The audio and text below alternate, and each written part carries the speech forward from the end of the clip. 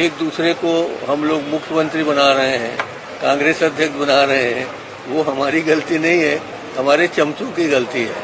तो सभी नेतागण, सभी जिलाध्यक्षगण अपनी अपनी चमचों को संभाल के रखें, ये हमने विशेष निर्देश दिया। बताओ भला, ये कांग्रेसी अपने समर्थकों को, अपने कार्यकर्ताओं को चमचा बोल रहे हैं, पार्टी में ही इनकी कोई इज्जत नहीं करता है।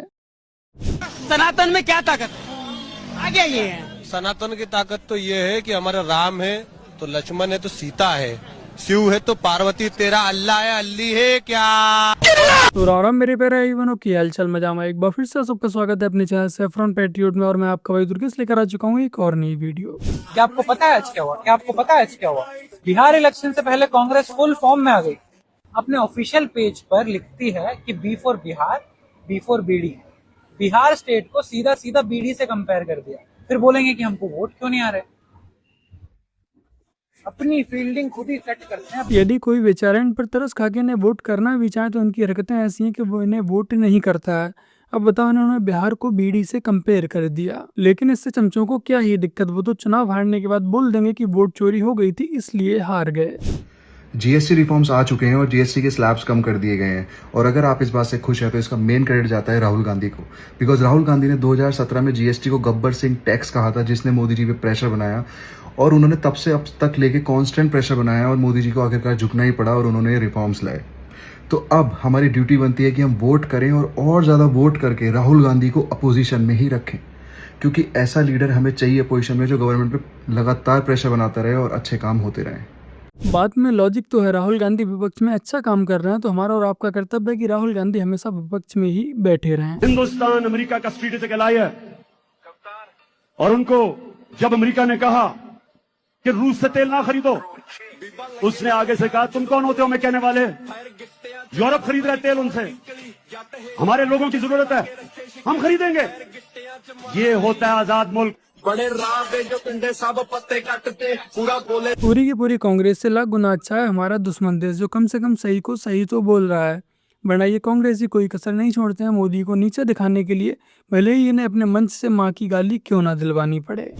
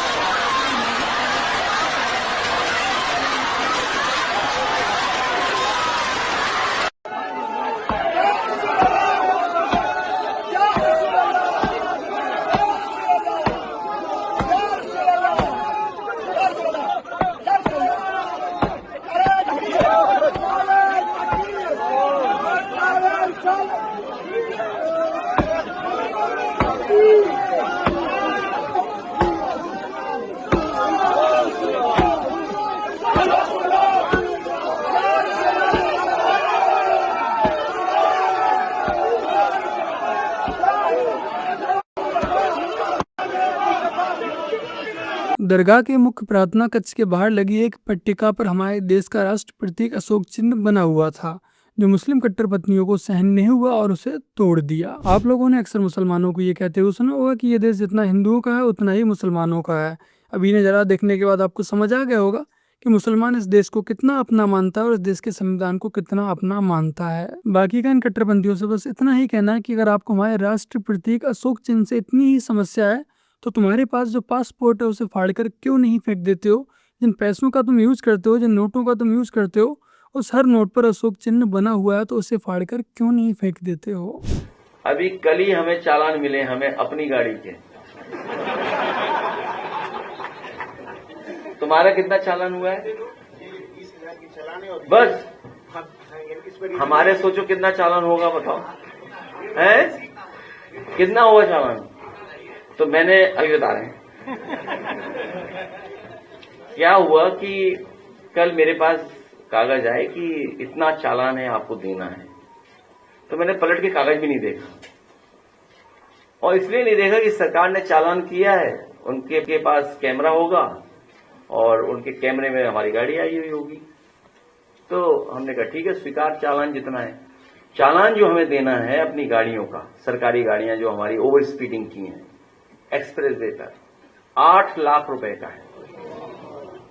8 लाख रुपए देने आओ, मैंने कल ही कह दिया कि दे दो इनको।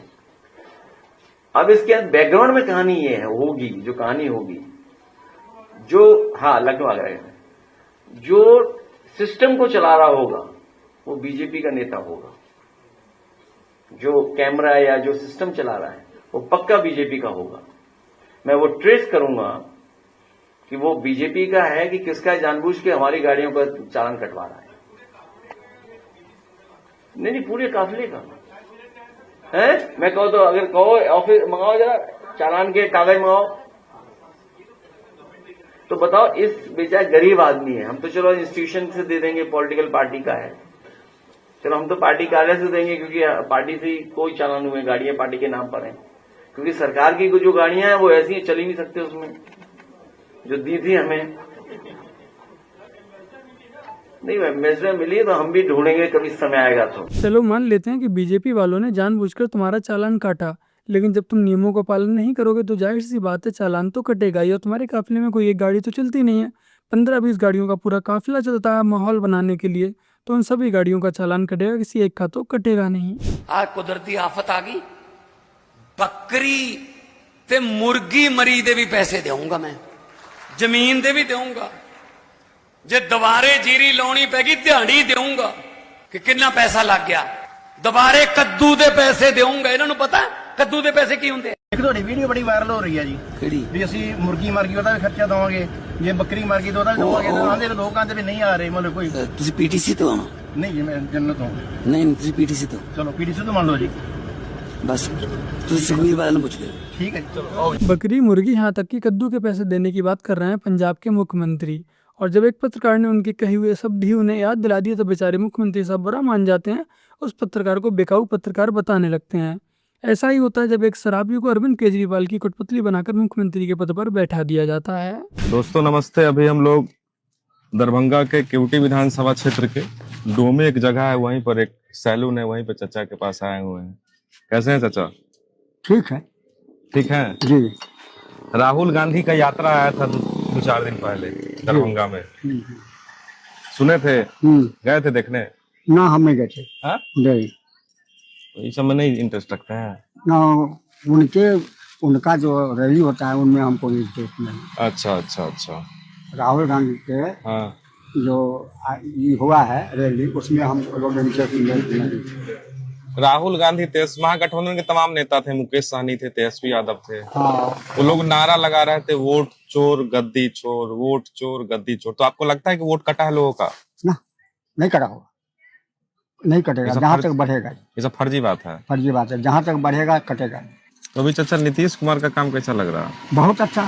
ऐसा इसको भी हम तो पहले बोले हैं ना कि ऐसा प्रधानमंत्री ना आया है। 72 साल 75 साल हो गया, 3-4 गो मुख्यमंत्री प्रधानमंत्री को देखे, लेकिन ऐसा प्रधानमंत्री भी नहीं आया है और न आएगा। आएगा भी नहीं, भविष्यवाणी भी जान रहे हैं, जानते हैं कि भाई ऐसा नहीं होगा। आएगा तो वो जोगी आएगा, बाकी दूसरा नहीं आएगा। मतलब मोदी जी के बाद योगी रह सकता है, उसके लायक वही है, उस कुर्सी के लायक। राहुल गांधी राहुल गांधी राहुल गांधी ये कोई बीजेपी का भक्त नहीं बोल रहा है, ये वो बोल रहा है जिसे 60-65 साल का तजुर्बा है और जिसने लालू यादव का जंगल राज देखा है। तो बस मेरे प्यारे भाई बहनों, आज के अपने इस वीडियो में इतना ही। वीडियो को लाइक शेयर कमेंट और अपने इस चैनल को सब्सक्राइब ऐसे कर लीजिएगा। और यदि आप लोगों ने अब तक कल वाली वीडियो नहीं देखी, आप लोगों के पास नोटिफिकेशन नहीं आई है, तो यहाँ पर क्लिक करके एक बार इस वीडियो को भी अवश्य देखिएगा। चलिए फिर मिलते हैं एक और नई वीडियो के साथ, तब तक के लिए जय हिंद, वंदे मातरम, जय श्री राम। मैं आपसे ये जानना चाहूँगा 370 से पहले और 370 के बाद में कश्मीर कितना बदला है? कश्मीर की आवाम को क्या वाकई में 370 के हटने के बाद कुछ फ़ायदा हुआ है या केवल सियासी बयानबाजी हो रही है? बिल्कुल भी नहीं, सियासी बयानबाजी नहीं है, ये बिल्कुल एक हकीकत है। मैं आपको बता दूं कि यहाँ पे सालों साल तक कश्मीर बंद रहता था, महीनों महीनों तक रहता था। अब वो चीज़ें नहीं है। सुबह अगर बेटा घर से निकलता था तो माँ को ये उम्मीद नहीं होती थी कि मेरा बेटा घर वापस आएगा। और यहाँ पे इतना टेररिज्म था, आप सोच भी नहीं सकते हैं। हमारी जम्मू कश्मीर की पुलिस और हमारी एजेंसियों ने इतना अच्छा काम किया है कि यहाँ पे ऐसा कुछ भी अब नहीं है। जो चीज़ हफ्ते में 7 बार होती थी वो साल में 2 बार होती है, तो कोई बड़ी बात नहीं है, वो भी ख़त्म हो जाए। मोदी जी वो भी ख़त्म करेंगे। अगर हमारे लिए किसी और हुकूमत ने ये चीज़ की होती तो हम उस हुकूमत को जय जयकार करते। हमारे लिए मोदी जी ने किया तो हम तभी इन्हीं के शुक्रगुजार हैं।